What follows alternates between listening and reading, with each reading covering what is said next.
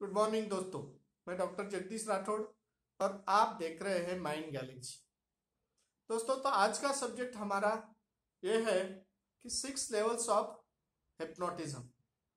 अब ये 6 level of hypnotism ये वंडरफुल और आश्चर्यचकित करने वाली 6 अलग अलग लेवल है।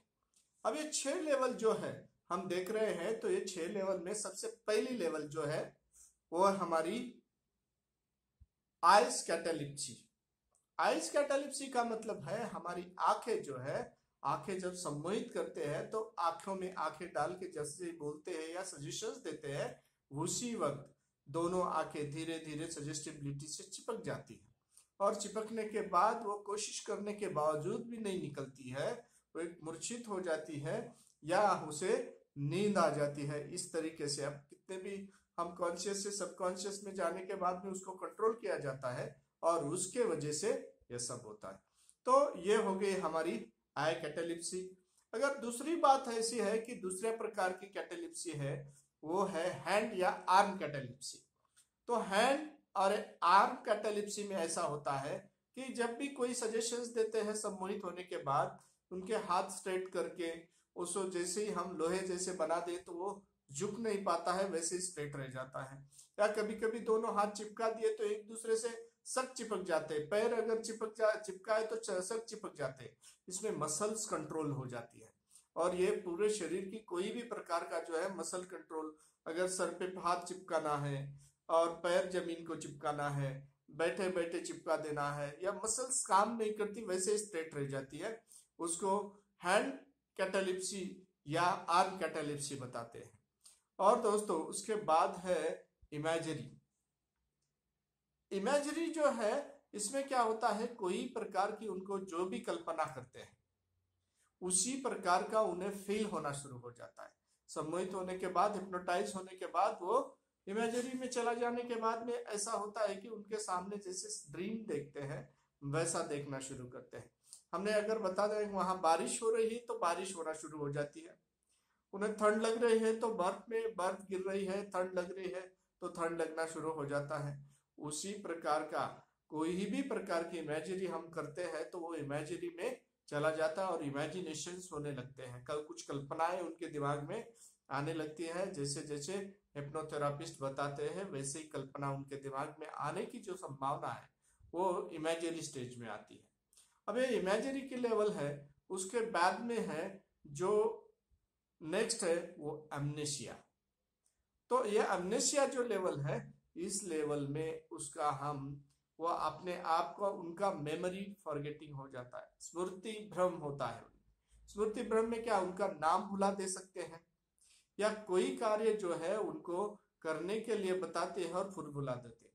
जैसे कोई नंबर भुला दिया या कोई व्यक्ति जो है व्यक्ति को भुला दिया, तो उसमें जो मेमोरी फॉरगेटिंग जो होती है वो सभी बात एमनेसिया में होती है, क्योंकि उसकी जिसकी जरूरत नहीं वैसे हैबिट जो है हमारे, या कोई प्रकार का प्रॉब्लम है या कोई दर्द है, दुख है, उसको भुलाना बहुत जरूरी होता है। तो ये एमनेसिया हो गया, तो उसमें से वो भूल जाने की जो आदत है उसको एमनेसिया बोलते हैं। उसके बाद की जो स्टेज है उसको एनेस्थेशिया बोलते हैं। एनेस्थेशिया जो है ये मेडिकल साइंस में जब भी यूज किया जाता है, एक एनेस्थेशिया देके उसके शरीर जो बॉडी है, नर्वस सिस्टम पे डायरेक्ट इफेक्ट होता है और बॉडी में कोई भी सेंसेशन है, कोई भी सेंसेशन नहीं रहता है, कोई पेन नहीं हो सकता है उनको। अगर पीन, अगर हम हाथ में अगर पीन ऐसे चुभो दी तो कोई प्रकार का उनको दर्द नहीं होता है। या बड़े बड़े ऑपरेशन जो होते हैं वो भी ऑपरेशन एनेस्थेशिया देने के बाद होते हैं, या हम यहाँ पर हिप्नोटाइज करके एनेस्थेशिया दिया जैसा वो स्टेज लेकर आ जाते हैं। और हिप्नोटाइज करने के बाद एनेस्थेशिया स्टेज में उनके पूरे शरीर जो है उसका सेंसेशन, जो शरीर हमें चाहिए उस शरीर का सेंसेशन कंट्रोल किया जाता है और वहां पर वो पूरा सुन्न हो जाता है और कोई प्रकार के सेंसेशंस वहां से नहीं जाते। ये एनेस्थेशिया। और उसके बाद 6 स्टेज आ रही है, वो है हेलोसिनेशन। हेलोसिनेशन में क्या हो जाता है, एक प्रकार का उनका चित्त भ्रम हो जाता है। अब यह चित्त भ्रम में ऐसा है कि कोई व्यक्ति अगर है सामने, अगर वो सामने होने के बाद में भी हम अगर बता देते कि ये नहीं दिख रहा है तो नहीं दिखता है, अगर उसी व्यक्ति को हम दूसरे व्यक्ति पर्सनालिटी बना के बताते हैं तो वही व्यक्ति दिखना शुरू हो जाता है। या कभी कभी ऐसा होता है, इसमें अलग अलग आवाज का भ्रम होता है, कभी कभी व्यक्ति का दिखने का भ्रम हो जाता है, कभी कभी स्पर्श का भी भ्रम होता है, कभी कभी टेस्ट का भ्रम हो सकता है। और इसी तरीके से जो है हम अलग अलग तरीके से बहुत सारे, कोई हमें बुला रहा है ऐसा भ्रम होता है, कोई आवाज आ रही है ऐसे भ्रम होता है। ये सभी भ्रम होना यह हेलुसिनेशन होता है। इसी प्रकार का जो है इनमें जो 6 स्टेजेस है वो हिप्नोटिज्म के बहुत ही चमत्कारिक और वंडरफुल है। अलग अलग तरीके से अपने आप में जो है बहुत ही वंडरफुल तरीके से ये प्रेजेंट किया जा सकता है, यही हिप्नोटिज्म है। तो दोस्तों ये 6 हिप्नोटिज्म वंडरफुल लेवल्स हमने देखे। यहाँ तक देख रहे थे आप doctor Jagdish Rathore mind Galaxy में।